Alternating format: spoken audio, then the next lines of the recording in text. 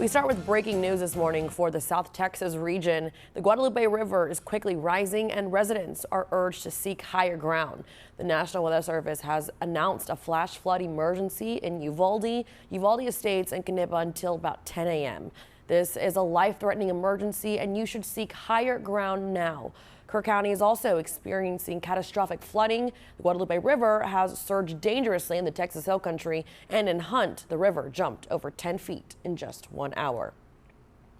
Keeping with weather, a tornado touched down in San Antonio yesterday morning as severe storms swept across the region, and emergency crews are now preparing for the threat of additional flooding today. Meredith Aldis has a look at the damage. You don't think of tornado in San Antonio. But that's exactly what Natalie May woke up to Wednesday morning. I woke up and I thought maybe it was like lightning and stuff and all the sound from just the heavy rain and just like the debris and stuff. Then she looked outside her apartment window. All of a sudden I see this dark clouds and just, like this little tornado thing that's kind of forming. And then that's when I realized that the lightning, I thought it was lightning, was actually, power lines like just blowing up. From her top floor apartment, May had a clear view as the tornado moved across I-10 between the Dominion and Chavano Park. She quickly pulled out her phone. And I was like, I should get this on video. As the funnel grew larger, the situation became more than just something to record. And I was like, okay, maybe I should go hide in the bathroom in case the window breaks and, I don't want to get injured and all that stuff. The National Weather Service confirming a tornado touched down in Bexar County Wednesday morning. Videos show the twister on the ground for about a minute, with bright power flashes lighting up the sky as it damaged tornado is just one of several weather threats impacting South and Central Texas. In Uvalde County, floodwaters forced evacuations and rescues Wednesday morning. County officials say crews had performed 25 rescues by mid-morning as rivers and creeks continued to rise. With more rain expected through Thursday, emergency crews are preparing for the possibility of more high water emergencies. The Austin Police Department and Austin Fire Department helicopter search and rescue team has been activated to assist if needed. We provide the air crew and the aircraft, and then Austin Fire provides the rescue technician. The team can respond throughout the region and often reach people stranded by floodwaters. We can typically get in a lot faster than somebody on a boat or somebody from land. A flood watch remains in effect through Thursday evening. That was Meredith Aldis reporting. Meanwhile, San Antonio officials are working to assess damage and help residents recover. Now, yesterday's tornado also stripped roofs off of buildings, knocked out power to thousands of customers, and prompted emergency responses across multiple neighborhoods. The San Antonio Fire Department responded to destructive conditions at the Oasis Apartments on UTSA Boulevard, where a large portion of a fourth-floor roof was torn off. Emergency crews safely evacuated affected residents and played a critical role protecting their belongings from incoming rain. Officials report no injury from the storm, but residents are urged to exercise extreme caution around unstable structures and downed power lines. Any damage assessment that you need, any cleanup in your neighborhood that you need, remember, please call 311. Thank you so much. Meanwhile, Mayor Gina Ortiz-Jones released a statement yesterday expressing thanks to first responders and city workers. The mayor advises residents to call 311 for debris removal and to remain weather aware for today. Meanwhile, the city of Schertz has issued a disaster declaration signed by their mayor. Mayor Ralph Rodriguez declared the disaster due to flooding along Cibolo Creek. Mandatory evacuations were issued for residents at the Pecan Grove RV Park, along with voluntary evacuations for neighborhoods, including Lone Oak, Rio Vista, and Buffalo Valley South as waters rose overnight. With that in mind, we're going to go ahead and get your morning started with a look at your forecast temperature for today. Now, flood watch still remains in effect until 7 p.m. this evening. Noon hour temperatures in the lower 80s, reaching high temps in the upper 80s today. We will be seeing another consecutive day of multiple rounds of storms, resulting in another dangerous flash flooding threat continuing into today. Now, as yesterday, some areas are going to see the potential of stationary showers, meaning they could accumulate possibly up to another additional 10 inches of flooding and rain for today. A lot of us are going to stay between the 2 to 6 inches as the potential for those additional pockets remain for your forecast this Thursday. As always, stay weather aware. We do know that there are areas a little bit more susceptible to flooding than others, especially where those low water crossings are and underpasses and those bridges. Keep that in mind. We'll give you a full discussion of that 7-day forecast coming up in the show. Well, Boerne was also hit hard by the heavy rainfall. River City's Jenna King was there and brings us a look. We're here at Cibolo Creek here in the heart of Boerne, and you can see behind me the water, while it looks to be flowing routinely, folks tell me this is the highest that they've ever seen it get. Now, Boerne received 5 to 12 inches of rain Wednesday, according to the National Weather Service. This entire area here, this walkway, this grass here, all completely submerged Wednesday morning. This main street here, River Road, the water completely submerged this entire street. This road was closed and made its way all the way up. You can see this business. It stopped at the patio on this business. You can still see the damage from that water. The business posting that it had to close on Facebook as a result. Again, all happening, the heavy rain as it continued to fall across the city and all across Kendall County. Like I said, Herf and River Road, the busiest intersection in town, was completely submerged Wednesday. And as of late Wednesday afternoon, the city responding to 36 high water calls, including water rescues and 1 boat rescue. Now, if you live along any creeks or streams in the city of Boerne, officials say you need to be prepared to evacuate as those water levels continue to rise across the city. There is some good news, though. As the afternoon continued, the water levels began to recede along several of those areas, creeks, streams, allowing some of those roadways to open back up. With more rainfall in the forecast over the next day, though, there is the concern that those water levels could rise again. It's never been like this. We've never had a catastrophe in Boerne. You know, we've had the droughts and such, but yeah, and then Boerne Lake's at its capacity. That's another one, which is crazy. So this is just not normal to us. You know, we get a little rain, but it just dissipates. Late tonight and into Thursday morning, we expect a redevelopment of showers and storms. Some of these will be over the same areas that have gotten hit the past few nights. And those additional showers and storms that redevelop have the potential to produce additional flash flooding. If you are in immediate danger, call 911. Additional support is also coming from the state to conduct rescues across the area. Now, the city of Boerne has issued a disaster declaration due to the severe weather. The city also requesting additional resources from the state after the flooding. The city says that it will continue to provide updates on their social media, so make sure to stay informed, stay in the loop, and stay weather aware. For River City News, I'm Jenna King. Texas Game Wardens continue their work saving lives as heavy rain continued to pummel Uvalde County. This is video of a first responder carrying a snorkeling gear-wearing youngster across the knee-deep water. State officials report that Texas Game Wardens have rescued more than 40 people from homes, submerged vehicles, and cars that have been swept off roadways during this major flooding event. First responders remind everyone to never drive or walk through floodwaters. And at least some of the wildlife enjoyed the extra rainfall. Kerrville PD shared this photo of a duck calmly swimming over a low water crossing Wednesday morning. Meanwhile, barricades were placed at several intersections, including Arcadia at Bear Creek and Goat Creek at Junction Highway. And in Uvalde County, Sabino Mayor Eric Gomez took to the skies and shared an aerial view of the storm-damaged area. He captured footage of the river overflowing its banks near River Street.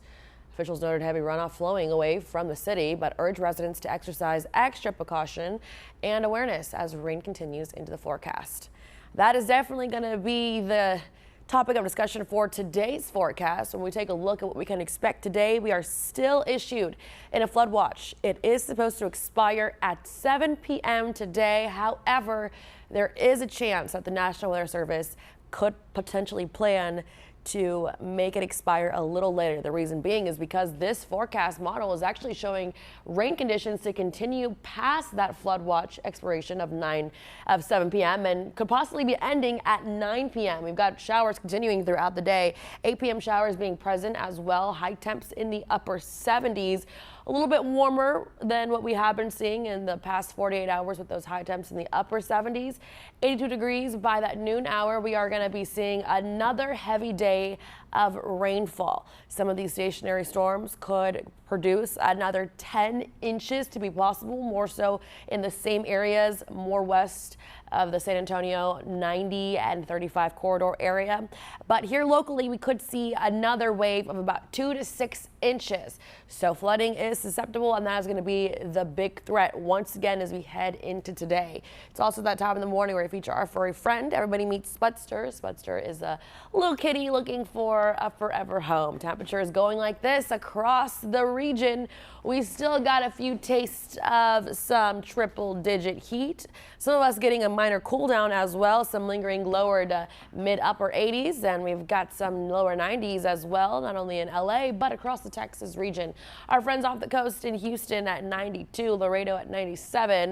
A little bit of some cooler air masses in San Angelo and Waco. We're getting a taste of that heat with the continuation of those rain chances and flood watch again as we head into today. The feel like temperature is going to make us feel warmer than what we are expected to have. Majority of that is due to the humidity and just the instability with the rain coverage that's going to be visiting us today.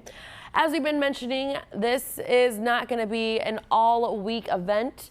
Looking like the rain chances begin to die down tomorrow, and we can plan for a beautiful weekend ahead. 94 on Saturday, 95 on Sunday, a little bit of some AM clouds, but there will be a chance to finally see the sun accompany our weekend. As we head that way, we're looking at the temperatures like this. Upper 80s today, rain chances, flood watch until 7 p.m. Clearing tomorrow, back in the lower to mid 90s to wrap up the weekend. Welcome back. We're going to show you a look at some more flooded roadways, this time in Comal County. Photos show low water crossings completely submerged, including the intersections of Bartles and Schertz Road. Officials reported 2 to 4 feet of water covering roads in some of these areas. Emergency crews conducted a number of water rescues as drivers try to get through those floodwaters. In San Antonio, the National Weather Service confirmed a twister on the ground near I-10 where it lit up the sky with power flashes and even caused damage at the rim. No injuries were reported, but San Antonio resident Natalie Mai recalls watching the tornado form from her apartment window. All of a sudden, I see this dark clouds and just, like this little tornado thing that's kind of forming. And then that's when I realized that the lightning, I thought it was lightning, was actually, power lines like just blowing up. The tornado was only one of several threats that had impacted the region yesterday. In Uvalde County, rising rivers and creeks forced evacuations and even prompted at least 25 water rescues. Crews across South and Central Texas are preparing for more high water today, with that flood watch remaining in effect through this evening. And this video comes to us from Garner's State Park along the Frio River. You can see the river roaring thanks to the immense rainfall that we experienced yesterday. Park officials say the water level rose enough to clean out cypress needles and a year's worth of dirt from the river bottom. Also, here's another look at the flooding that happened in Bandera County. Rising floodwaters closed roads across the area, including Privilege Creek Road and Bear Creek Road. Firefighters issued urgent alerts after barbed wire was reported stretched across flooded Spring Road as an extra hazard. The Castle Lake Ranch Firehouse opened as a temporary shelter for neighbors who were in need for safety from those rising floodwaters. State officials, including the Texas governor, addressed the severe weather that happened yesterday. Katie Pratt brings us a look at what he said and more wild weather images. Flood watches are in effect for millions of Texans.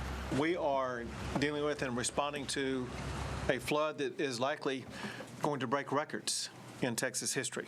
At the direction of Governor Greg Abbott, the full weight of the state's emergency response machinery is engaged. More than 1,300 personnel across 30 different agencies are activated. The Texas Military Department is postured to support this storm response with 10 helicopters, over 750 personnel, and 100 military vehicles. These capabilities will be staged throughout the affected area. It's a preemptive strike against a moisture-rich weather system that is dumping catastrophic rainfall across the state. The 4th of July floods last year had rainfall of 20.29 inches. The expected rainfall during this rainstorm is expected to be more than 30 inches. You can hear the sounds of a military helicopter flying overhead in the background of this video taken on Wednesday in South Texas. Game Wardens are seen trekking through waist-deep waters to save a child in snorkeling gear. Nearly half of the 75 rescues statewide this week were completed by Texas Game Wardens. Transportation leaders are urging drivers to avoid waterlogged roads, emphasizing that the majority of flood-related fatalities happen inside of vehicles. If you don't have to go out on the roadway, we encourage you not to be out on the roadway in a storm like this. Because the ground is already completely saturated, forecasters are warning that additional rainfall will instantly turn into dangerous surface runoff. Even though there will be less rain on Friday and even Saturday, doesn't mean that rivers will stop rising. The rivers will continue to rise because of all the rainfall that's been delivered to the ground. The state's Emergency Operations Center is operating at an elevated status, tracking real-time road closures and coordinating with local first responders. Katie Pratt, River City News. Here's another check at your forecast for today. 4 p.m. shower is going to be present for sure across the area. We're going to have another all-day rain event. Sticking with the high temps in the upper 80s, flood watch remains in effect until 7 p.m. We are going to have areas that could potentially see another various wave of torrential rain. For us here locally, we're positioned between 4 and 6 inches. Where those storms begin to be stationary, we could possibly see about 10 inches in additional rainfall for today. And the Pedernales River near Fredericksburg in Gillespie County is out of its banks in places. Meteorologist Carrie Burgess was there Wednesday and brings us a look. This is the Pedernales River behind me on Highway 16, south of Fredericksburg, near Augusta Bend and the winery out here. This is the Pedernales. It does flood quite a bit. I've seen some debris come in. You can see the wood and some of the tree limbs that have actually been washed down in the river. And this is why we have a flash flood warning for parts of Gillespie County. This is covering a road that was actually wiped out or had some washout from last year in the 2025 July 4th flooding, which was not as bad in Gillespie County as Kerr County, obviously, but they were repairing this bridge up until about a few months ago from last year, and again, it is flooding today. So when you see water crossings like this behind me, remember to turn around, don't drown. Last look at your 7-day forecast. Flood watch will remain in effect until 7 p.m. today. We are seeing another day of heavy rainfall with totals potentially reaching up to an isolated 10 inches. The majority of those heavier thunderstorms and clusters of rainfall will be west of US 90 and favoring the hill country and west of 35 in the viewing area. We begin to get drier tomorrow with a beautiful weekend that is said to be ahead.